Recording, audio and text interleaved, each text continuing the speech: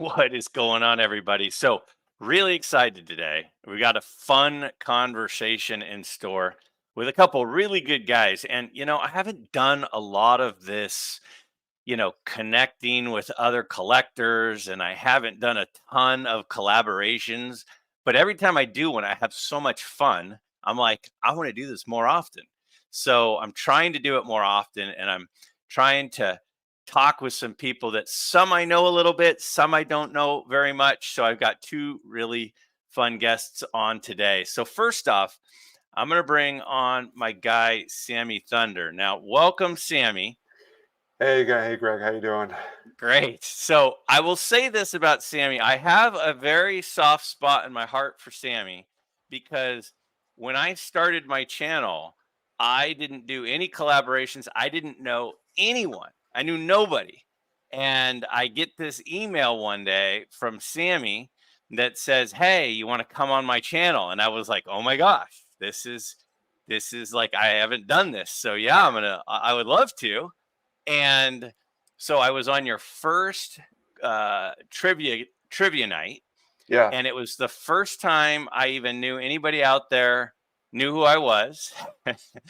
And I had a great time. And it's funny because I was before I even launched my channel, I was a Sammy Thunder viewer and oh man, subscriber. So the fact that you asked me on, you were the first person to ask me on, was very cool. So I'm very excited to have you on and on this is my great. channel this time. That's really cool. Things kind of just happen full circle. So awesome. Yeah. And so Sammy Thunder, great channel. Sammy is also one of the for collectors guys. So you probably recognize him from there. I'm sure most of you know him. Now we have a second person that will be joining me tonight, and that is Dom. Dom from Staven Sports Cards. Now, Dom has been on a few live streams that I've seen. I've seen his channel.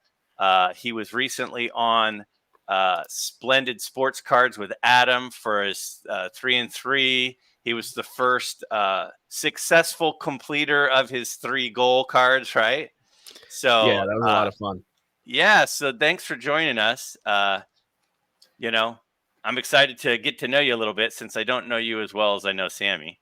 No, absolutely, Greg, and that's why I was definitely honored that you wanted to have me on. This is really cool, and me and Sammy have became really good friends, so it's always a treat being on a video with him as well. So it's gonna be a good time.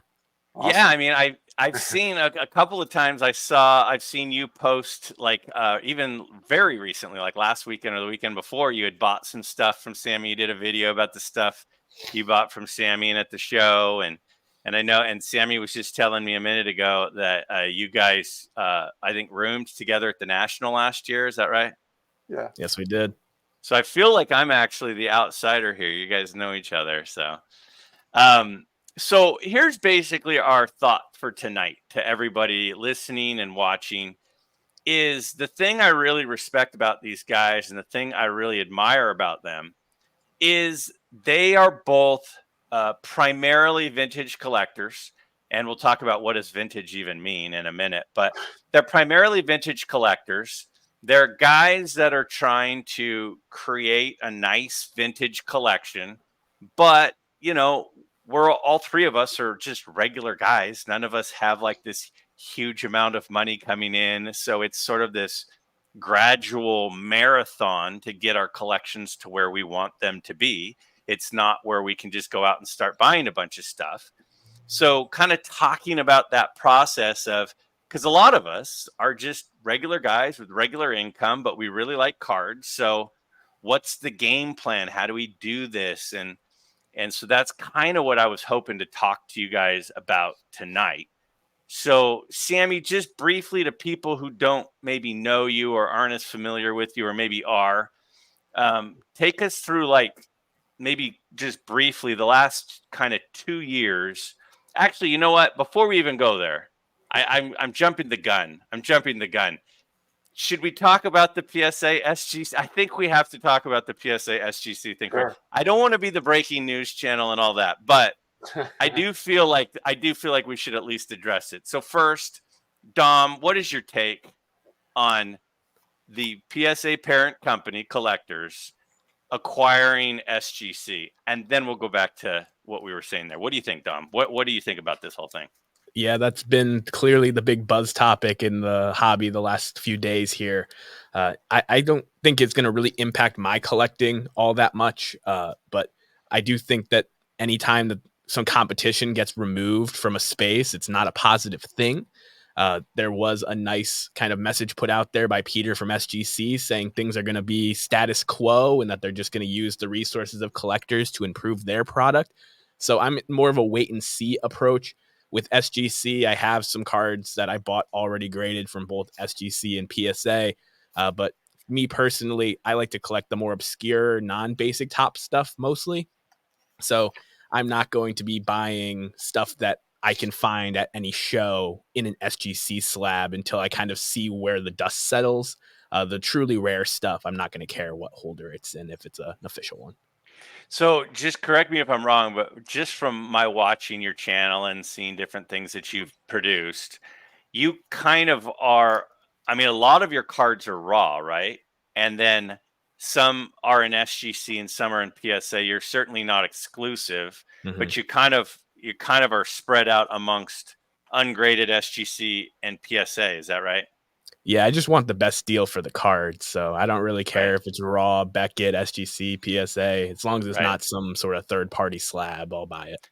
And just to back up a second ago, you said that with the rare stuff, you're not going to really care about what type of slab it is in. But if Mm-hmm. it's not a rare card, are you saying that you're going to kind of steer away from SGC? I think that's the smart move for now because there's already a gap in a lot of instances between PSA and SGC's value. And if SGC doesn't actually end up staying status quo, that gap could become really big. So I'm not going to buy into Tops and Bowman vintage cards at the moment that I can find at any show raw or in a PSA slab right now in an SGC holder until I kind of see how SGC operates under the collector's umbrella.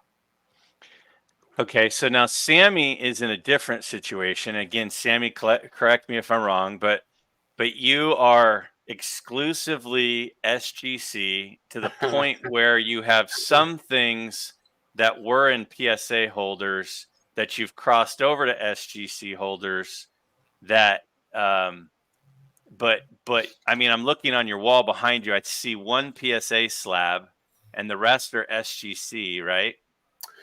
Yeah, I have a Bill Russell Fleer in action card that's still in a PSA holder. I have a couple of PSA holders, but um, I feel like the walls are closing in with SGC. But no, in all seriousness, as far as my collection goes, with this whole news and everything, I think initially my thought was, this is. I mean, there's a lot of what ifs. There's a lot of concern. There's a lot of panic, I guess, amongst some collectors. But I guess after watching the statement that Peter gave, um, it doesn't. To me, it doesn't make sense for Collectors Universe to completely change the perspective of SGC and just change their whole business model because it's been working and it's been doing very well. And they realize that, well, all right, if we don't buy SGC, then the competition will buy SGC. And, it just doesn't make, it wouldn't really make sense for them to completely shift their business model into something different because that's going to deter a lot of people. So I'm in the amongst the people that probably think that SGC is just going to continue going the direction they're going in. They're going to operate independently, as Peter mentioned. It's going to be PSA on one side, and it's going to be SGC on the other side, and it's going to be umbrellaed underneath Collectors Universe. But I guess the big concern is what's going to happen 3 years down the line.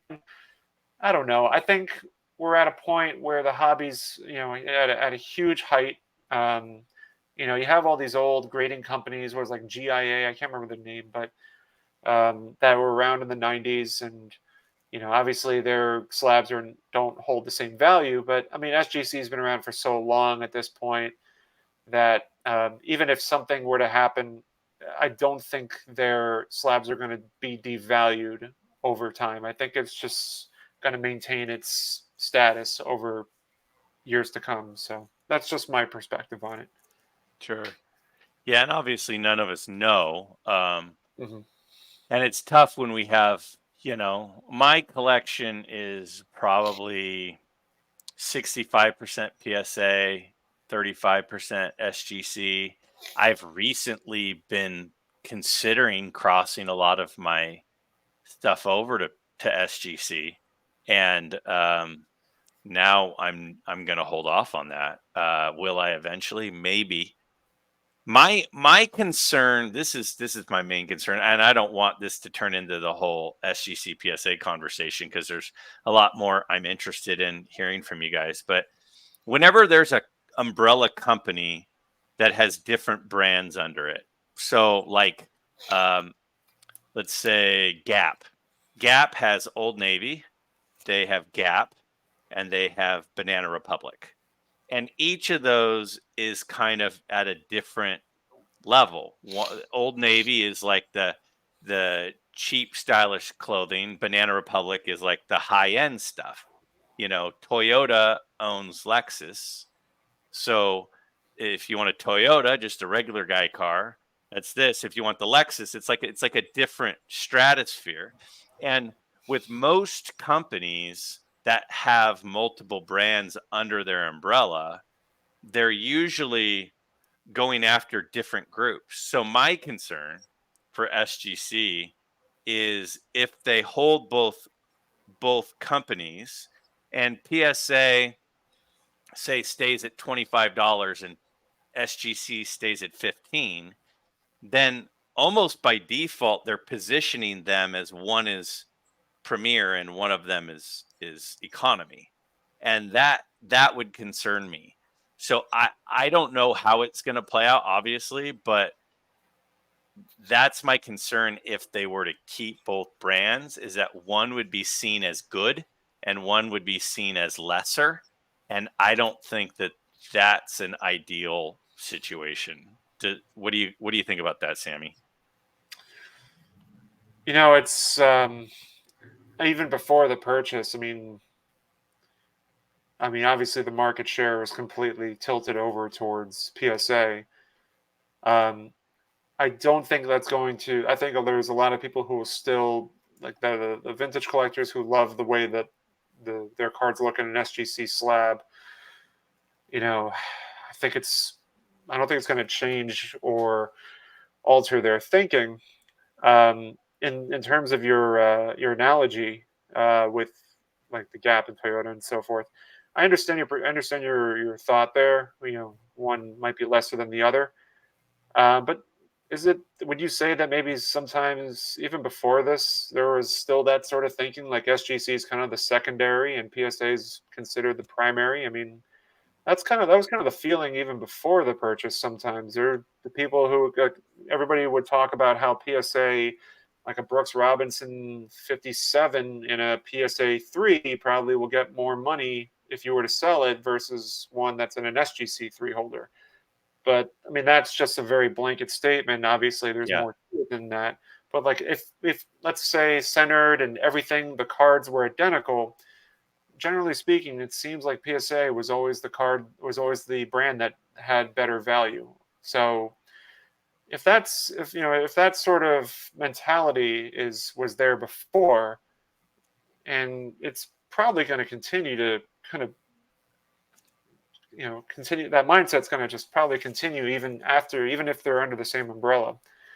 Um, so I don't know. I understand your perspective between the two brands like Toyota, It's Lexus, but it's more my concern than it is my thought of what will happen. It's just I see historically in other companies, it does seem like there becomes a hierarchy, and if there's a hierarchy, then it was like Ford used to own Mercury, and Mercury was like the no frills base model, and then Ford was a little above that. Um, but my I don't know. argument That's is well, my argument is that like it was like that before, even if they're independent companies. I mean, you can ask. There was probably a lot of people who felt that the hierarchy existed even before that acquisition. Yeah, I think there were some people that felt that way, but I think that PSA's goal was to eliminate that feeling. and I felt like they were starting to close that gap, that they were also premium, and it was just a premium who cares about you versus corporate, basically. And it was where they were trying to position themselves. So, I mean, see, it's a complicated topic because there's also the Right. registry and all that. Dom, you've been quiet. What do you think? Yeah, I mean, I think that's a fair statement. There's a good chance that SGC sticks around for the rest of time as a PSA kind of underling, but that's kind of going to be the thing with PSA is they want to Im- use their investment in SGC to improve the company and make money from their acquisition, but they also don't want it to. They want PSA to stay number one because it's been number Yeah. one for a long time. So they're going to have to juggle that, and I don't know what that's exactly going to look like. Yeah. Collect what you like. SGC is still going to have its fans. It's still a Right. reputable grader. I'm not worried about the cards being fake trimmed, etc. But I'm just kind of doing a hands-off, wait and see approach with the majority of SGC stuff, just because I think that there's a chance that, like you said, it gets looked at as the locked-in number 2 for the rest of time, and I'd be getting better deals down the line than I'm getting in this kind of cloudy period. So. Sure. All right, so back to the original question I was headed towards with you, Sammy, which was, tell me about, so as just a regular old guy like the three of us are, liking vintage cards, trying to start to build a collection, take me through, like, just briefly the last 2 years. How do you strategize to get your collection to where you want it to be on a budget? Like, what has kind of been your thought process over the last 2 years and how you've gotten to where you are at the moment? Yeah, I think the premise of kind of starting a collection is one thing I'll say is that there's no right or wrong way. Um, you collect. I mean, I know this is such a cliche thing, but you collect what you want to collect, and that's really what it comes down to it. But uh, I will say, from my experience, I've pivoted a lot of times. When I first got into it, when I first got back into the hobby, I was really big into the design of the card, and I really liked the 65 set. So I started building the set, and just when I did research on the big name cards, I did research on the commons, and my focus was just on that 65 set. And then once I completed that, I went to another set. So I was a set builder. And in terms of value, I'm not an experienced eBay guy, so I don't really buy much off eBay's. I love going to shows, and I know the dealers to go to for buying commons for cheap. So instead of I went to like some of the bigger shows, and some of the bigger dealers had a lot more commons to sell, so it would make it a lot easier.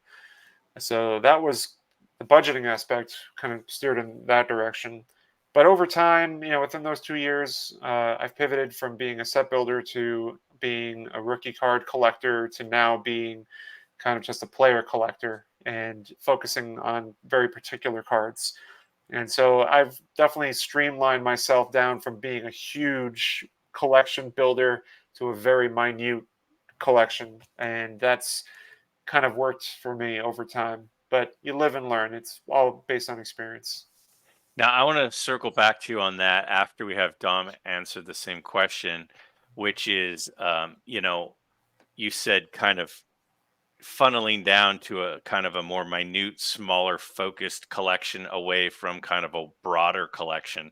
I'll come back to that in a second. But Dom, Mhm. tell us about, how have you gotten to where you are right now over the last couple of years, and just like how Sammy explained the road he's gone down to get to where he's at now. What does that look like for you? Yeah, I think like anything in life, budgeting is important. And to me, I've always said whether it's a monthly budget, a quarterly budget, a yearly budget, you need to have an idea of around where you want to spend on things that are wants. And as much as we all love this hobby, they're all wants at the end of the day. Yeah. So to me, I look at it as, say my budget is $125 a month. If I personally have a $500 firewall. So if a card routinely sells for $500 and over, I don't look at it as a serious thing to add to my collection right now, because that's Mm. a third of my year's budget. give or Mm-hmm. take. Mm-hmm. So you kind of have to set those thresholds in your head, not overextend yourself, not try to keep up with the Joneses. And just like you would in any other kind of situation, try to bargain hunt, try to barter, try to make every dollar count as far as it can, and grow your collection that way. And I'm 24 years old, so I'm in the kind of reverse of Sammy. I think like I'm kind of starting with a smaller like kids collection and seeing how far out I can go.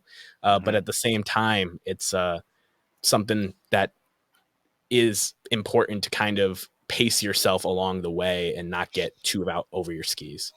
So you're talking to the most impatient, me, that being me, the most impatient person on earth.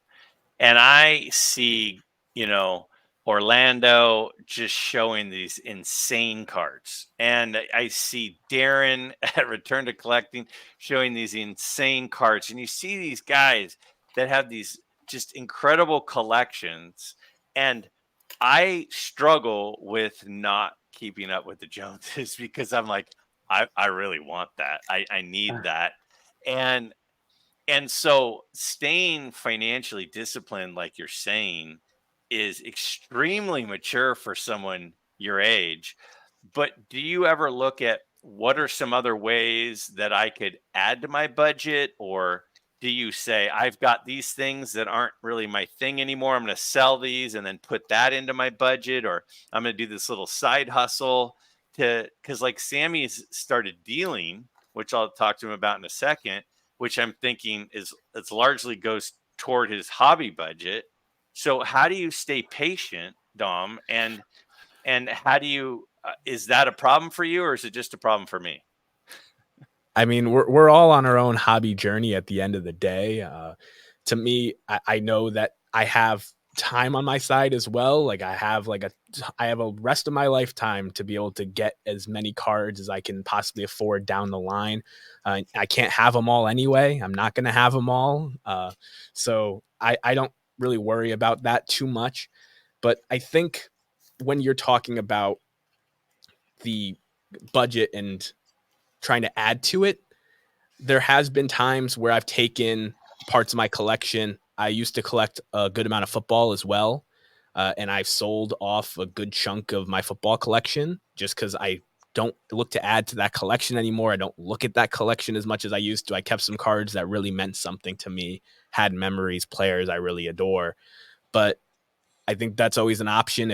If you want to go for something bigger that's a little bit out of your budget, you can liquidate part of your collection, or in the same way that I'm opportunistic with picking stuff up for my collection, there's been a few times where I've used my knowledge to my advantage.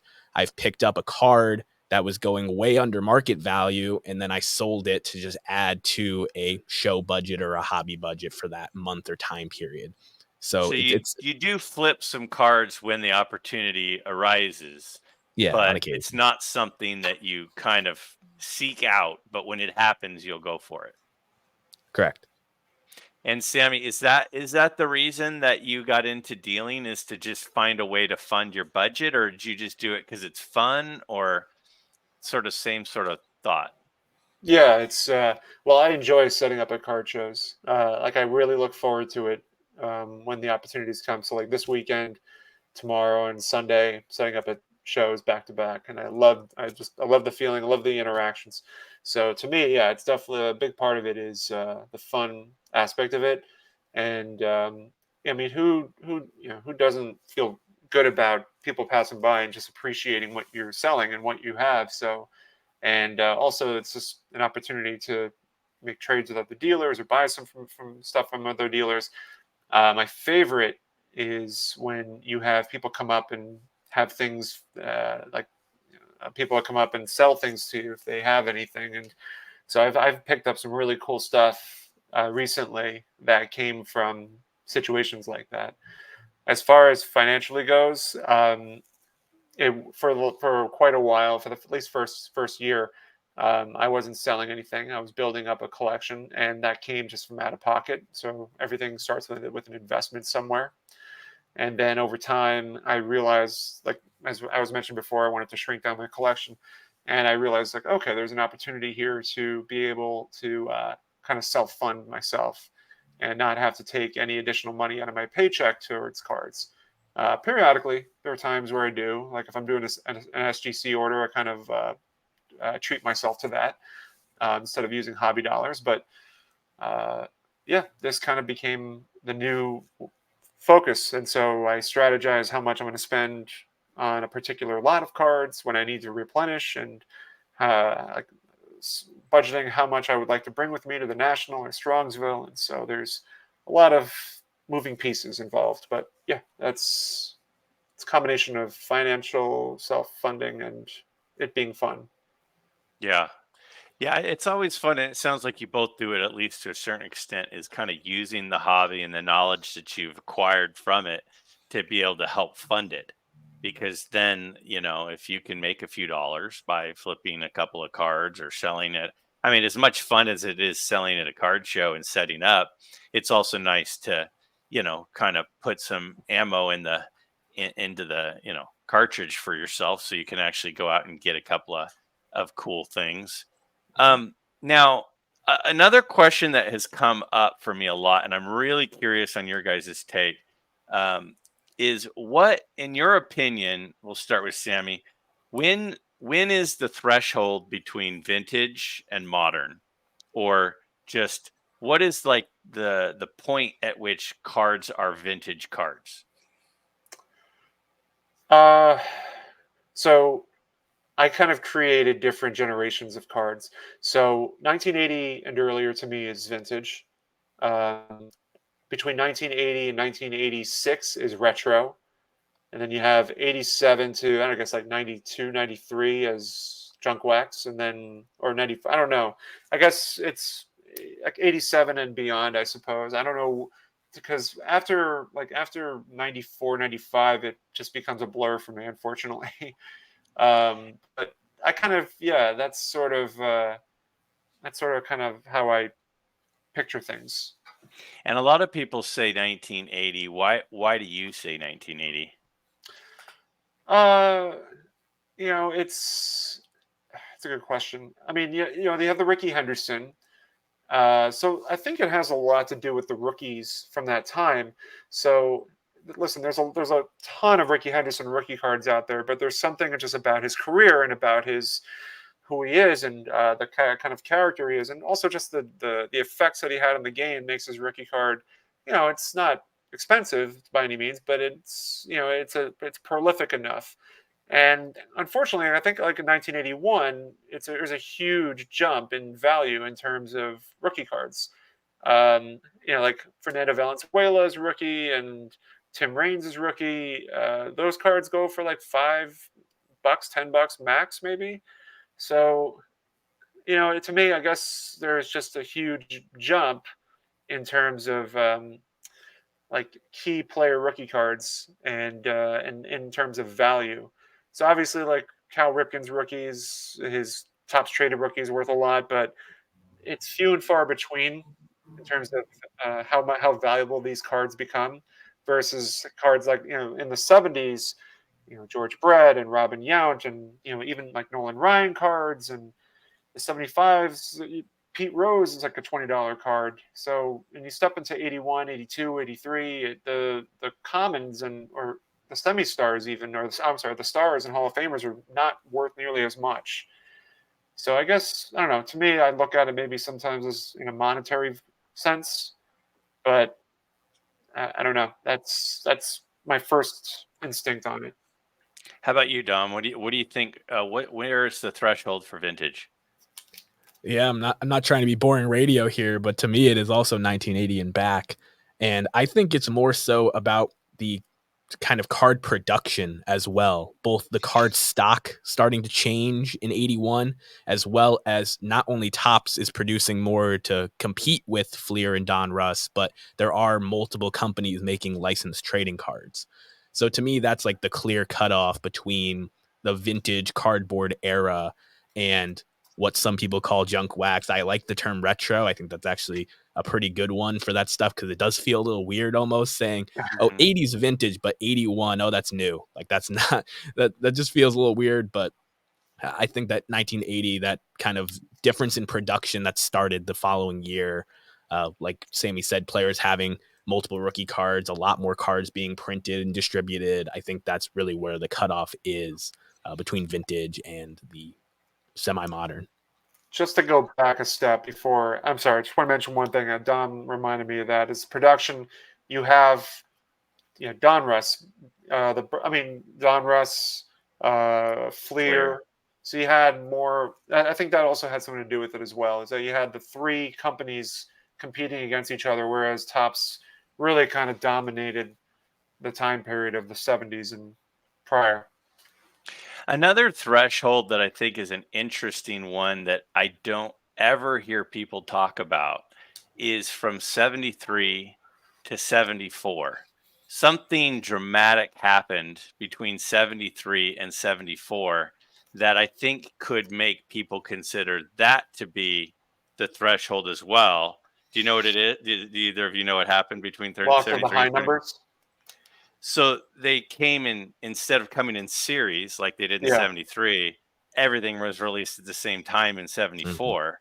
Yeah. And that's a big difference where all of a sudden every card in the set is equally as random. It's not like, well, there were less of this series in this series like there was for many years. And my dad was a big 1960 collector, and he put that set together, and everyone thinks, oh yeah, the high numbers are the tough ones. And he's like, no, the toughest one is the first series, because they came out first, everybody had them, and they played with them all summer long. They got all beat up all summer long. And then the high numbers came out right before football season started, or right as football season was starting, and nobody ever played with them, so they're actually easier to get in nice condition. And so I think the fact that the series, that change was a dramatic one that I don't really hear people talk about that much. Yeah, no, the 73 was, it's funny because that shows I have a lot of veteran collectors that are set builders, and I have a binder that's combined of 73 and 74. And when they're going through the binder, they're carefully looking at the 73s, and when they get to the 74s, they just flip right through. don't even give it a second look. Interesting. Yeah. So where we're at right now, you were saying a few minutes ago, Dom, you were talking about your budget, and then we were also talking about, Sammy mentioned the national. So how do you move forward knowing that we're not that far from the national now? Do you start saving some of your budget for that? Like, how does that affect the next few months of your searching and your collecting, but more specifically, your buying from now to over the summer of a budget minded collector? Yeah, it definitely is a big impact, I think, because to me, the hobby budget, food is kind of, I'll eat food when I'm out with friends, etc. That's a different budget, but the hotel and travel is kind of in the same bucket of just wants as the card budget is. So I definitely have to like plan that out ahead, and I have been buying a little bit less at the beginning of the year, like in preparation to possibly attend this national. So that's definitely something that you think about ahead of time. But I think that something people really kind of overthink about with the national is, oh, I have to have the most amount of money possible to have a good time, because it's going to be, I can find any card I want. There's going to be all these deals. There's going to be more cards than you can possibly look through. But not every single card that's ever been printed is going to be available at the National. Not everything is going to be a good deal. To me, the National is about hanging out with friends like Sammy, with you, hopefully, and having a good time, collecting cards, finding things that you love to kind of, when you look at them, looking through your collection, you're just like, oh, I got that at the Cleveland National. Like, that's what the show is really about to me. So if I find a deal on something before the show that I would jump on in 5 seconds at the National, and I'm not going to hold that money. I'm going to get that. And if I have a little bit less money to throw around on the show floor, it's not going to really hurt my feelings. Yeah, I think that's really good advice. How about you, Sammy? Yeah, I mean, I'm saving. I'm in the hobby, the shows I'm setting up at. I'm kind of setting up strategically how much money I want to bring with me. But to Dom's point, if there's something that comes up that I find that I know I'm never going to see or probably not going to see, I'm going to jump on that opportunity. That's something Orlando and I have talked about a bunch whenever it comes to unique collectibles. Um, but at the same time, Strongsville, the National, these are the two shows I'm really looking forward to this year. And like, if I spend the majority at Strongsville and I have very little to go to the National, that's okay. Um, I'd be happy with buying at least. I would like to at least buy one thing at the National, just to say, and also share that with everybody that's there. Because I was telling you earlier, Greg, that one thing Yeah. that we do whenever we hang out is we take the virtual experience of showing off cards, and it becomes real when it's right in your face. Hmm. And so, it was great. I think, what was it? John from Wade Boggs fan was showing off his Ted Williams that he bought. Mangini was showing off everything that he bought. It's just it's a lot of fun. And as I mentioned before, it's always good to bring cards with you because it's again, it's just nice to show off stuff. Yeah. Because one of the things I've noticed, because I was telling you earlier, Sammy, too, that my daughter has this big. There's a big soccer tournament every summer, and it falls on the national. And so for the last couple of years, I'm like, I'm not going to the national. I'm going to my daughter's soccer thing. And this year, it ended up falling on a different weekend. And so I'm going to the national, and then she'll probably be done with soccer after that because she'll be graduated high school and stuff. But I've found that some of the deals in May, June, and the first half of July on the eBays of the world are really good because people are kind of not bidding. And if you just take just a small number of people and pull them out of the bidding pool, it really affects the prices, and it's a really big buying opportunity. So anybody out there who's not planning on being at the national and not saving up, it does seem like that 2-3 month stretch of May, June, July is like kind of a great opportunity. What do you think about that, Sammy? I think, yeah. I mean, it's a good point. I mean, Chicago last year there was, I think, 50,000 people who came to the national. And I don't know how many. I don't know what statistically how many collectors there are in the United States alone, but um, yeah, I'd imagine it's a great opportunity for those that don't go to the national because there's definitely going to be probably more this year. There's at least, I don't know, let's say 75,000 people who are not going to be looking at eBay when they're at the national because their focus is just the experience being there. So yeah, that's 75,000 less eyes looking at a card that you really want. So you can sneak and get your Al Kaline rookie card for significantly less. So Yeah. uh, maybe I should be doing that while I'm at the national. For real. Right. Now, another thing, now this just popped up in my head just randomly, but I know of you guys, Sam I've spoken to once and we've texted a fair amount and stuff, but when you go to the national, who like last year, because I know you guys are buddies. Who did you guys hang out with last year at the national? Yeah, go ahead. No. Yeah, I mean, the real answer is everybody that I could. I mean, I tried to spend as much time as I could on the show floor, at the meetups on Thursday and Friday night, in the hotel lobbies and at restaurants getting meals in between. Like, I tried to hang out with as many people as I possibly could. There's never enough time with Yeah. all the cards, everyone spread out, everybody doing their own thing. But it was truly awesome. I was John Mangini's eyes for a good chunk of the national this year, which was an honor to do, helping him like look at things and keep track of some stuff.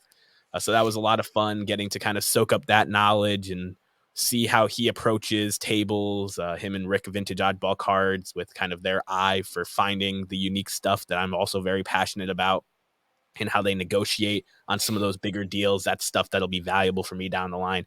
But the true answer is everybody that's there, uh, as long as they don't mind me hanging out with them, I'm more than welcoming to walk around and just get to know people and look at cards together. It's a great time. Now, when you go to these restaurants and there's these group gatherings and there's all these people, like Sammy, is there somebody that you ended up kind of pairing up with more that than you expected, or you ended up kind of, hey, I ended up with, Darren for 5 hours, or was it kind of like it was just kind of equally spread? Like, how did that all work? Yeah, I think the YouTube meetup is the best example that I can think of in terms of this. So during that, um, it I'm not going to say I don't want to use the term clicky because it's not like that. I mean, you can go up to any table and just introduce yourself and say, "Hey, I'm so and so." But there was definitely some people that gravitated towards certain groups, and so like Dom and myself, we were kind of hanging out with Iconic Gal and Hmm. Darren. No, Return to there's collecting. John. I think John P collects JP cards. I'm trying to Dylan. We're kind of hanging out there. Papa Rossi. He's a riot to hang out with, and also just kind of chatting with John Wade Boggs, Fam Mangini, and just James Elite Hunters. I mean, there was a lot of maneuvering, but in a big space like that, it was kind of just you kind of go wherever you want to go. But I got a chance to talk with everybody, a lot of people like Mike from Junk Wax Hero, which actually he texted me today something really funny. Just a side note, you guys saw the joke slab that I put on the on my channel, where that was the Willie Mays, and I put a little PSA logo on top of the Yeah, SGC yeah, logo. yeah, yeah. I think he mentioned to me that somebody thought it was real and that he should show it on his channel. I told him it's not real. But Oh boy. yeah, no, it was fun. But yeah, no, just to get back to what you were saying. Yeah, it's just kind of circling the room and just hanging out and meeting as many people as you can. Yeah. So, Dom, Sammy showed you were on a stream the other day, Sammy, and you were talking about the size of your collection, and you had like a little tub, and you were like, yeah, most of my collection is either in this tub or it's in the case right next to you on the wall right now with Yeah. most of your key cards. um, Dom, what's the size of your collection? Is it kind of tight like Sammy's, where he's got a lot of his resources in a few cards, or is it a little bit bigger volume wise? And so what is it that what is your style of size of collecting, and then why is it that way? Yeah, I mean, kind of like I said, I'm kind of like the reverse of Sammy. Sammy's kind of consolidating around some like really quality, amazing cards, and I'm kind of trying to just continue to grow my collection outward from a small to, I guess, medium collection, depending on what your definition would be. I don't have a museum by any senses of the word, but I do think that in terms of cards that are from my childhood, I've been collecting for over a decade now. So cards from when I was a kid, cards I picked up over the years. Like, I don't think I could fit it into a tub in a case, but I definitely don't think it's like an overhaul yet either. And the approach of that is kind of like I said, it's a marathon, not a sprint. Yeah. So just adding to it over time. And I had a live stream that I was on with Adam Vintage Sanctuary, John Mangini, and James Elite Hunters when I was starting out on YouTube. And John kind of put that in perspective to me, that just wait what your collection is going to look like in 10 years. So I've been collecting for over a decade. I've seen all the amazing stuff that I've been able to add to my collection. And who knows what's going to happen in the next 10. I could end up going down a road like Sammy and consolidating. I could continue to grow outwards, but I'm Yeah. just excited to have the opportunities to make those decisions down the line. Yeah, that's such a good attitude. Sammy, why have you started going the route more of consolidation? What has been what do you think the main reason that you started going that direction is? Uh, well, I think when you have such a big collection, um, it becomes you don't really end up looking at all your cards, and you sadly only when if you have a big collection, you just end up looking at maybe that one card when you bought it, and then it kind of goes into a binder or goes into a, a, a tub or a box or something like that, and you never really get a chance. You never really see it again. And the beauty of a smaller collection is that you can always. It's so easy to revisit certain things, and if I'm creating a video and I want to showcase some basketball stuff that maybe some people haven't seen with my older videos, I can revisit it again. So like, do like something with the basketball rulers from Topps 1969, or do a Willie Mays video where I just showcase some of the updated Willie Mays stuff that I get. And so it kind of allows me to revisit some of those cards and be able to kind of revisit some stories with them. Uh, but on a more practical, on a more practical note, living in New York City, there's not much space in terms of storage, so you have to do the best you can. So that's another factor into it. Sure. Now, speaking of stories, I know you had grabbed a couple of cards that you said kind of the story behind how you got them was kind of cool. And one of Mhm. them I think you grabbed was a 59 Bob Gibson rookie. Yeah. Well, tell us about about that pickup in the story. So, Oh, uh, sorry. there I am. It's all right. There you So go. I'm gonna try to. My camera's been kind of finicky lately with the focus, so I'll do the best I can here. Sometimes when I go back, it helps. Anyway, so this Bob Gibson I found raw. I graded it with SGC at the time. Came back a 5, and I was set up at a show. And the nice thing about this Gibson is there's a modern dealer set up next to me, and a vintage guy came up to him and says, "Hey, are you interested in any vintage cards?" And he goes, "Oh no, I just buy modern football." And he passed them on to me. He said, "You should talk to Sammy over here." And so I look, and this guy had binder sleeves, loose binder sleeves of a bunch of huge 50s and 60s cards. And my hobby dollar budget, as far as buying collections, I couldn't buy the whole thing. I didn't have the funds to do it. So I knew I wanted to find key cards. I saw the Gibson, I saw a Cepeda rookie, and I saw a 59 stand card. And I was like, okay, well, these are the three I want. And I ended up paying 450 for all three of them. Mm, And it's the big takeaway for me is obviously, yeah, the cards are great. Buying the cards and getting graded and seeing just how beautiful the Gibson was is great. But the big takeaway is if you are a dealer and you're at a show, and it is so important to become very friendly with your neighbor, because you never know when a situation like this comes up, where if you even if that dealer has nothing in common in terms of your collecting, your the impression you leave with that person goes a long way. So if you're a good person and you treat the other dealers with respect, even if it's another vintage dealer, it doesn't matter. Just whoever it is, situations like this can come up where a card can fall in your lap like this, yeah, I and mean that is a beautiful. That's a beautiful.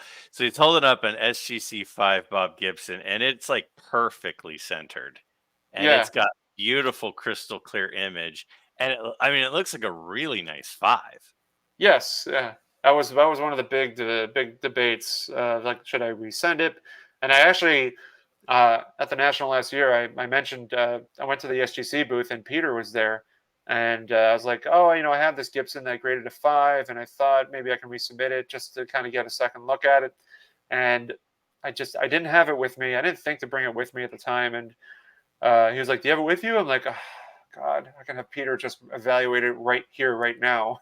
Yeah. But that's all right. It was a good story. But yeah, this is I always think back to that story, and again, the moral to me is the card is great, but um, you know, just befriend your neighboring dealer. It goes a long way.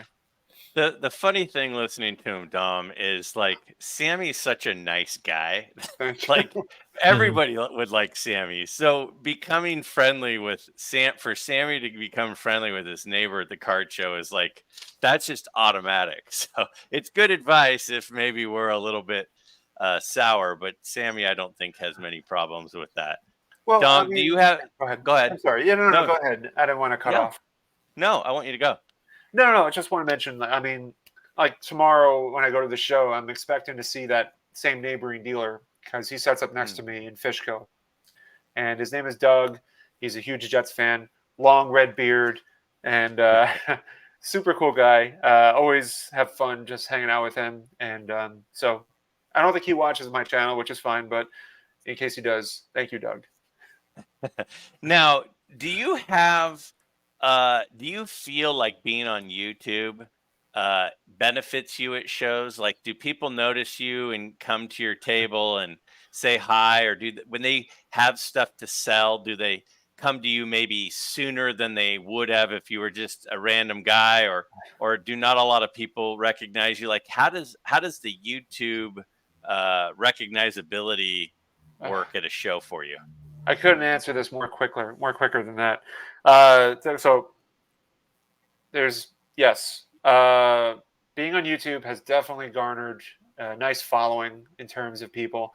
I get not I'm not I don't ask I never expect it, and I always feel a little like I always feel a little bad or just a little awkward about getting stuff that people just give me. But I've had this guy come and I think I have it down here, but he passes along. He has such a huge collection in his house, and he's like, "Oh, Sammy's gonna be at the show. I'll give him this Mathewson. Like it's like a modern day Mathewson, but it's just a thought that counts." Yeah. And so it's such a nice gesture. And my most recent video, I'll keep it brief, but I don't know if you guys watched it, but a guy who watches my channel and his name is Jerry came to the show. Comes to whenever I promote a show, he tries to get to it. So the Garfield show or the Milford show is set up at. And Dom, I think you were there for this. Jerry comes over and tells me, "Hey Sam, I think I have some cards you might like." I'm like, "Okay, cool. I'll take a look." And I wasn't ready to buy anything right then and there because I just bought a huge bunch of stuff. But it was unbelievable. And my mind is still twisted on this. Jerry tells me take these cards home with you and evaluate them, and just I'll take your number down, and you let me know how much you think you'd want to buy them for. And I was just like, wait, hold on a second. You want me to take home 50s and 60s and 70s Hall of Fame? Like everybody's a Hall of Famer practically. You want me to take these home? Like this is a expensive lot of cards. And he goes, yeah, no, I know you're a stand-up guy. I trust you. I'm like, Jesus. I'm like, man, that's a huge. I mean, that's a huge honor. I've never had that happen. I don't, and I asked in my video. I said, if anyone else is a dealer, tell me if this has ever happened because I'm not used to that. And so I published a video yesterday. I talked to Jerry on the phone, and I bought the cards from him. And we're going to settle at the Philly show. I'm going to give him the money then because, again, it's just like, just unbelievable. He's like, oh, yeah, I don't need the money now. Just give it to me then. I'm like, okay. That's so unheard of. We never know how we come across on camera and how people receive our personality.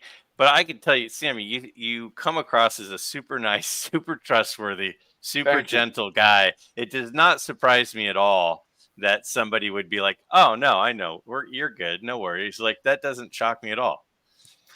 Well, it was. I appreciate that, and but yeah, I mean, and Jerry set it up. He's like, listen, I know you need to make some bucks on it, so make an offer. Let me know, make an offer because I know your process is selling to collect. So, and he told me like these are cards I just don't really look at that often. Because when he's at these shows, when I tell him about the shows I'm setting up at, he goes and he buys from these other dealers, and he buys like his collection is probably very nice. He buys mantles, he buys big cards, and these were like a smaller lot of big names, but not mantles or Mays or Aaron's, but some good, respectable, good big names. And So it's, yeah, to go back to what you were asking before, it's like, has YouTube crossed over into the setting up at shows? Yes. And Yeah. it's a great feeling to see people and to interact with them and to say, and to, to meet people in person outside of a camera. Yeah. Dom, have you had much of that? I mean, when you're at shows, do you do you get recognized? Do you have people ever approach you? Has that been in your benefit? Do you like what has your experience been with that? Yeah, I've got a loyal couple hundred followers here on YouTube. I appreciate Mhm. them very much, but I have not gotten recognized at any show other than the national by other Mm, YouTubers that mm, have interacted with me or watched my stuff, and that's really cool. If you don't take Greg's word for it or believe Sammy's stories, I was in Milford this past weekend. Like people love Sammy. People are walking up to him. They're handing him things. They're doing stuff because he's just a great guy. He gave me a Yeah. great deal on a few cards I wanted. Like it's just awesome to kind of see someone like him that pays it forward in the hobby so much kind of get that kind of response back. So that's really yeah. cool to do in person. And Sammy was even nice enough to kind of say like, "Oh, Dom has a channel too," to these guys that were coming up to him about his YouTube fame, Well, so to I speak. think it's important to mention. I mean, you soak up knowledge better than any other channel that I know. And this, you've been watching, and you've been watching for a long time and creating, and obviously you've been creating for quite a while as well. And so anytime I have an opportunity to kind of promote or market your channel to other people, because it's it needs to be done, because your wealth of knowledge, you've picked up stuff from Mangini, from Orlando, from Mike Moynihan, and you've kind of harnessed it so well, better than anybody else that I can really think of. And you like, you're, like I mentioned, you're the one who inspired me to kind of go into the oddball route.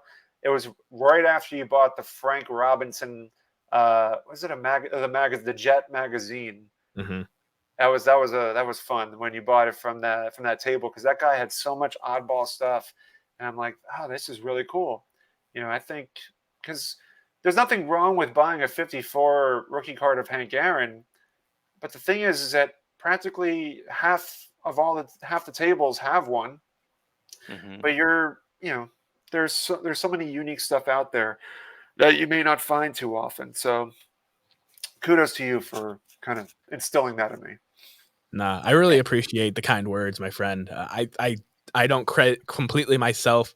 I've said this since I started getting onto YouTube and making my own videos, that there is a kind of college degrees worth of free information here in the community. So many collectors sharing their knowledge, stories about players, cards, sets, etc., and the internet's at our fingertips. So like all this stuff, when you want to learn up about a player or a set, you can find it somewhere on YouTube online and utilize those materials to your benefit a lot of the time. And going off with the oddball stuff, I think that that stuff is so fun and rejuvenating to me because all these shows we go to that aren't vintage heavy, the vintage that's there, it's the Tops and Bowman players that you're thinking of, but you can't necessarily find a Venezuelan sticker of like a Lou Brock. This is a PSA, I think Pop 6. You can't find this kind of stuff at a normal dealer's table at a normal card show. And some people, they barely even know about the cloth stickers from 1977, let alone the Venezuelan ones on a much different card stock. A lot of them did not survive. That kind of stuff's super interesting to me. So I dive into those rabbit holes and try to fish and find all the stuff I can.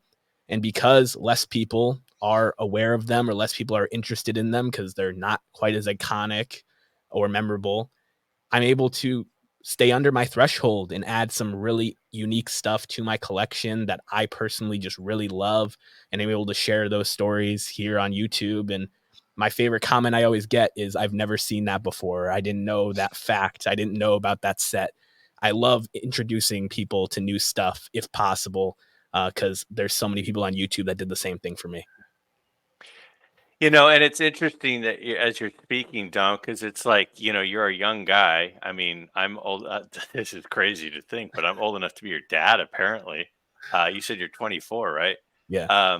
But you're certainly wise beyond your years.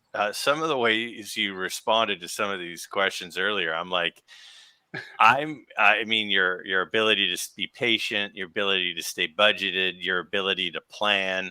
I mean, a lot of that stuff, those are rare qualities. And you're obviously very educated and intelligent. And just in your response of what you just said about, there's a college degree's worth of information. I mean, like that was a line from, Goodwill Hunting, which is probably before you were born, apparently, but where he's in a bar and he's like, you're paying all this money for a college degree, but you could get all this same information at the library for free, and it's like, it's so true that there's free knowledge that you can just go out and soak yourself up with, and then now you acquire it, and then, like you mentioned earlier too, like, you now have knowledge, you might know something about a card, and you might be able to flip that card to add to your card budget. So I'm really glad that, the three of us were able to get together tonight. We're just over an hour, and so I know that's a long time for a lot of people, but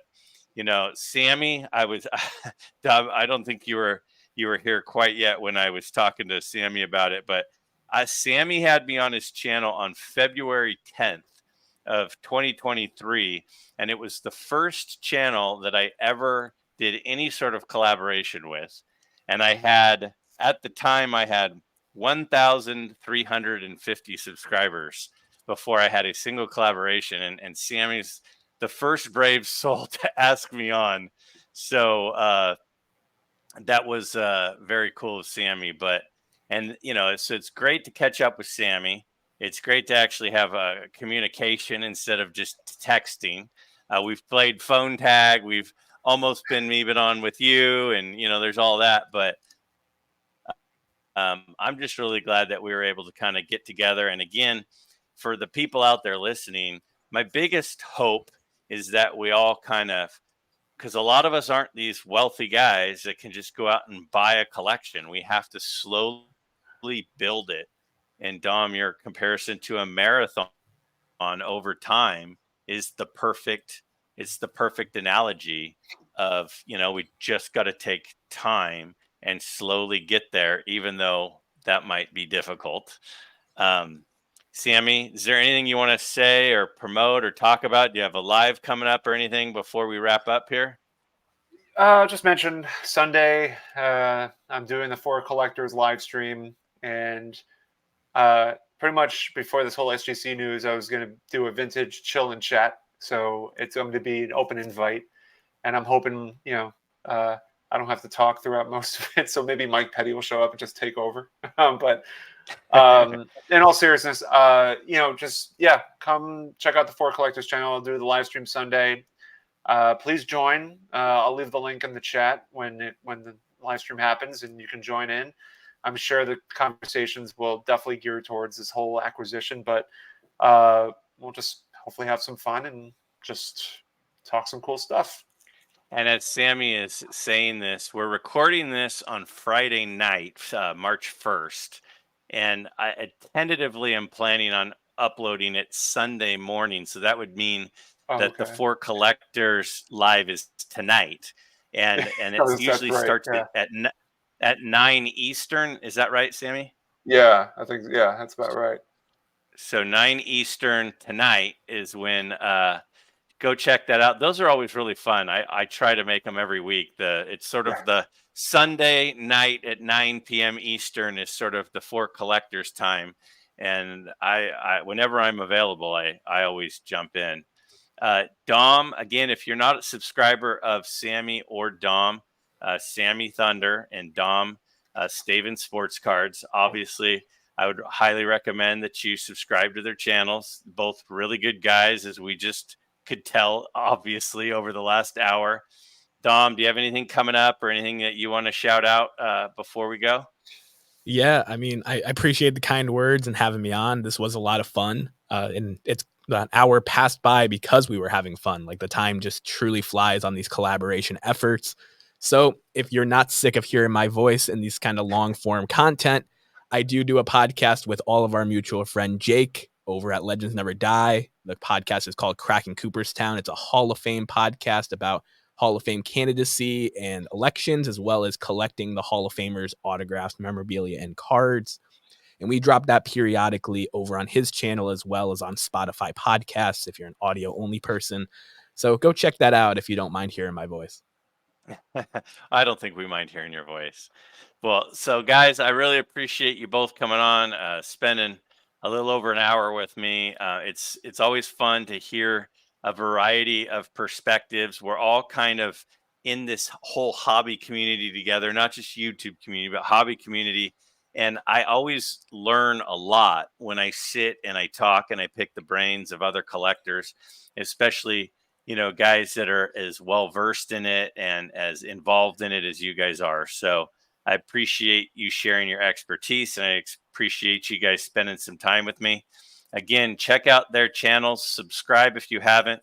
I'll mention them in the comments, the description, I should say, below. So if you need a link, you can get it there.